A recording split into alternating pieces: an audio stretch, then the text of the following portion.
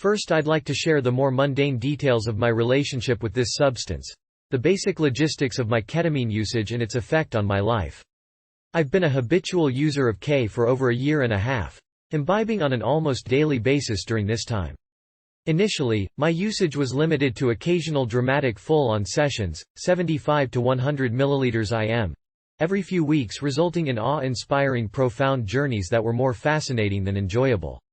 Before long, I added less dramatic low-dose sessions to my evenings, a few IM 20 to 30 milliliters doses an hour apart, similarly, I suppose, to how some people might enjoy a few glasses of wine after dinner. These low doses enabled me to enjoy a headspace of serenity and deep focus while leaving me completely functional. For some reason, K never seemed to work well during daylight hours for me. But my evenings never felt complete unless accompanied by a touch of K. Common sense told me that my K habit was not a good thing. Yet I didn't seem to be suffering any obvious ill effects. I noted no symptoms of physical dependency. The few times I abstained during vacation travel resulted in no withdrawal symptoms or cravings. My health during the past year and a half seems to have been better than usual. Things have continued to go well at my 9-to-5 corporate job, and my relationships with my wife and friends seemed no worse. None of the bizarre, psychotic experiences I may have had under the influence of K seemed to bleed over to my existence in the baseline universe. If anything, I was more connected than ever. And why not? Any valid realizations into the foundations of existence I discovered in the K-zone should be manifest in everything and therefore lead to a sense of harmony. I was heavily involved in the stock market during this time, and I would post under the alias of Ketamine on the online investment boards, sort of as a testament to how well I had integrated my K usage with the forces of mainstream culture that were swirling around me.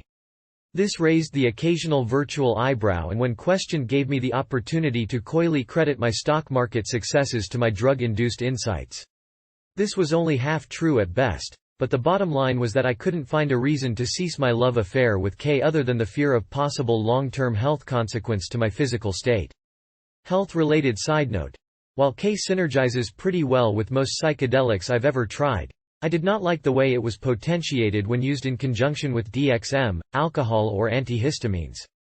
In fact, K mixtures with those legal substances felt very unhealthy to me, and I would recommend avoiding them. My wife did not approve of my ketamine usage, and had a general aversion to the creepy effects she perceived in me with it. My occasional full-on journeys would take place with her knowledge, but only after she was in bed, since she couldn't bear to be around me when I was under its influence. Somehow I managed to hide my daily low-dose habit from her for over a year. She may have attributed my evening demeanor to my pot smoking, and her own habitual use of PC-based adventure and RPG games helped keep our interactions to a minimum for many of those evenings. But obviously, this deception couldn't last, and recently she has learned to identify even the most subtle K-induced changes in me. This led to a somewhat climatic confrontation about my excessiveness. I am now trying my best to respect her concerns about me eventually ruining both our lives as an excuse to cut back. We've agreed on a weekends-only regiment, but I'd like to be able to control it even further and return to a more measured approach to this sacred substance. Sorry for the lack of dramatic content concerning my ketamine use, no lasting freakouts or breakdowns. I know that other people have had more difficulties with the heavy use of this substance. I'm 42 and experienced with a variety of drugs, including heroin, and have never had a drug problem. Emo smiley face. However, I now consider myself psychologically addicted to K, and that could become a problem. It's been an interesting episode, but one I think I should soon move on from. One evening's tale. After dinner, 25 mg IM. Ketamine is sort of like a consciousness filter. At low dosages it smooths things out, slows things down, blocks out some noise. At first one might think that perceptions have been dulled and your mind numbed, but from within the calm serenity I feel completely sharp. Less perceptual data comes through, but there's a sense of deep clarity. The space in which my awareness resides hasn't shrunk, and so, the filtered perceptions and streamlined thoughts can be given extra room to breath. Words become more profound. Ideas carry more meaning. I analyze my finances and surf the web. Politics, wealth, society, my station in life. Everything seems nicely connected to the currents of the cosmos. The warm pulsation of electronic rhythms, walls awashed with gentle psychedelic lighting. The info world beckons from the laptop computer. My wife sits at her desktop computer. The city hums outside my window. I am at the center of my universe. A bit clumsy, but relaxed, I engage in various activities. Staggered 20 mg doses over the next couple of hours provide the lubricant for another magical and ordinary evening. Tonight is feeling right for a more intense excursion, so my wife retires to bed without me. Music is carefully selected. Something quiet, quirky and otherworldly.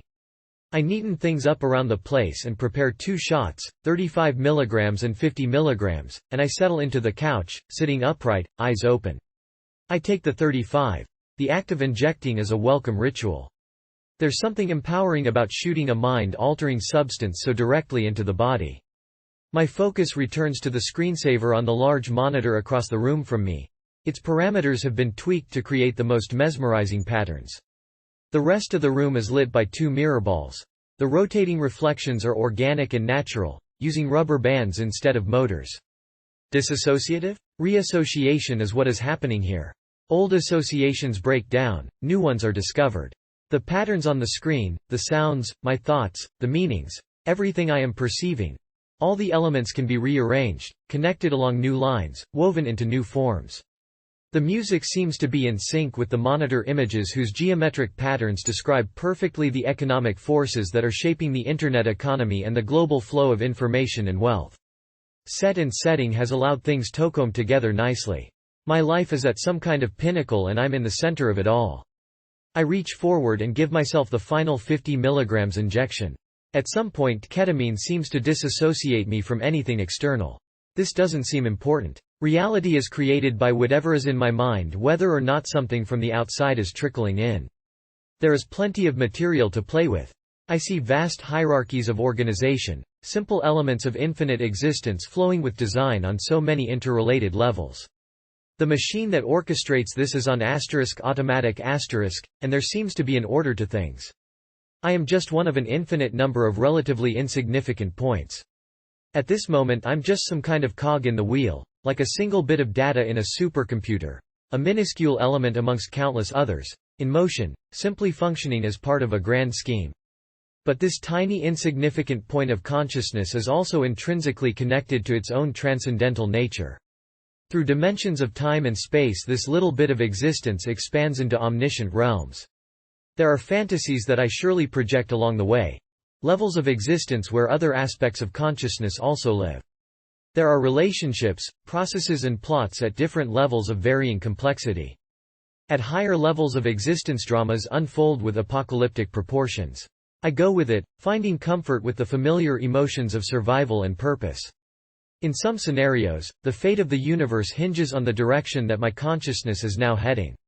One theme that reoccurs is the realization that my entire life and the universe is part of some giant conspiracy, or rather, an illusion of sorts, a subset of a bigger story, a limited manifestation of a meta-reality machine. Within it consciousness has evolved and is now reaching the point of being able to see through what is really going on. It is though I have been living in a dream and now realize that I have been dreaming. The next step, of course, is to wake up and leave the dream behind, for the illusion cannot hold me once I know of it. The game is about to end, the riddle solved, but am I really ready to leave it? Anxious excitement, perhaps panic, takes over. I'm on the threshold of going beyond, transcending, this realm. Any miracle I have witnessed or supernatural knowledge that has been revealed to me will seal my fate. I am propelled further, towards the edge of all reality where the only thing left is the paradox of being, non-being. I am aware even as awareness itself is about to dissolve away, hanging on and pushing forward at the same time. It is death that I face. I struggle with the transcendence of being itself. Perhaps the threat of real physical death does not exist. Perhaps it is simply consciousness realizing that it is about to become unconscious. But at this juncture my impending death seems imminent. Various kinds of enlightenment can occur here. I discover, for example, that there may be a kind of positive imbalance to the fundamental dual nature of existence. I've often wondered whether all the good in the world must be balanced by bad. Whether all realizable beauty and wonder must in some way be offset by equally realized pain and horror. I have always prided myself with my search for a truly objective truth. A truth uncolored by wishfulness and hope. A zero-sum game has always seemed like the most logical inevitability. But I think I have finally seen that existence has direction, a bias, movement of a positive nature. Death itself is the illusion, that the impossibility of nothingness leaves us with infinite possibility, never-ending realization. Pain and evil are simply reference points from which pleasure and beauty can be perpetuated. It may be that the negative side of existence never needs to be fully realized, and while this may in a way take some of the substance away from the positive side, it nevertheless allows us to live in realities that tend towards the things we think of as good. This recent revelation was a breakthrough of sorts for me, for I had always held a seemingly more scientific, and melancholic, view that all the good was required to somehow even out with its opposite. It was like there is a kind of game to create reality when in fact there was no reason for it to exist at all. There is no ultimate purpose, it just is. So how do you organize something out of infinite chaos? Something stable and believable and worthwhile At the limits of existence, other insights are revealed. In some cases I was back in the room and had supernatural interactions with the physical world. This could be destabilizing. In order to preserve my life and its universe I was required to undosic experiences. In desperation I would fight to reconstruct the rationalizations that supported the authenticity of my baseline universe. Built back from scratch, it seemed certain that I would have to be recreated in some altered, less stable form. My mind could never be the same, consciousness and reality would have new, somewhat supernatural qualities to it. As I return I find ways to convince myself that the miracles I experienced were an illusion, that the rationalized existence I sought to return to was the real reality. Reality can manifest itself in many ways. The physicist Stephen Hawking has addressed the cosmic question with what he calls the anthropic principle. Why is the universe the way we experience it? There is a delicate handful of seemingly arbitrary parameters that define the nature of our physical universe. If the force of gravity, or if the mass ratio of protons to electrons, for example, had been just a little bit different, molecules and solar systems wouldn't have been able to form, and the stable systems needed to support what we call intelligent life would not have come into existence. There are an infinite number of possible universes, says Hawking, and the probability of it being like ours is extremely unlikely. He proposes that ours exists the way it is because if it didn't we wouldn't be here to ask about it. Out of the infinite number of possible universes, certain patterns of existence are more self-sustaining than others. And there are configurations of space, time, consciousness and energy that can self-perpetuate in ways that are very different from the operations of the physical universe so normally inhabit. Under the influence of ketamine, the parameters of existence are broken down to elements even more fundamental than atomic particles or the physical forces of nature. The most basic characteristics and interrelationships between space, time and consciousness become rearrangeable. The most taken for granted aspects of causality become fluid. It is difficult to explain what it means when things do not follow usual notions of causality, like when time does not move in a comprehensible direction. A dimensionality-altered mind is almost indescribable, yet makes perfect sense as its own manifestation of reality. Such an altered state of reality cannot be observed or even described because it even handles the notion of definition and meaning differently. But it can be experienced. I'm in a self-sustaining universe comprised of my own consciousness intertwined into a strange closed-in configuration of time and space. It looks like some sort of lattice and it feels physically real. I struggle to move within it. Movement, ISWHAT happens when I attempt to perceive or form thoughts, for my consciousness is constrained by some kind of curvature of time and whatever other dimensions define this place. The formation of thought and perceptions do not follow a linear path and it is not clear at all how to get out of this. The experience is unpleasant and the degree of its stability and permanence makes it a rather frightening state to be in. I do not recall exactly how I escaped, but it seems that it helped to cease struggling since my attempts to move seemed to help fuel the force of its structure. Back to Earth. The dimensions of the room are much different now. There is a strange tingling energy surging through me. I am connected to physical things in ways that I was not aware of before. My apartment, this room, seems to be a kind of a node for some kind of karmic energy transmission. Such nodes are not unusual, they occur in places where time and space and consciousness energy is specially focused. It would seem that communication of some sort could take place more directly between such nodes, but I am not certain if I have experienced any of that. I am sitting upright on the other couch now. I don't know how I got there. It seems that a ketamine-addled brain can hold perceptions, delay, scramble, and perhaps deliver them to consciousness out of sequence. Experiencing perceptions out of sequence is a very interesting phenomena. It can give you the illusion of causing things to happen rather than being the perceiver of things that have happened. I am creating this music with my thoughts. The computer is reacting to my will. But my ketamine experiences do not necessarily contradict normal world perceptions. When you are alone, it doesn't matter much what is the cause and what is the effect. Stuff just happens as a part of the consciousness that is experiencing it. No one cares about the miracles that happen in my subjective domain. The universe continues on like it always has, intricately synced to the evolutionary state of my existence.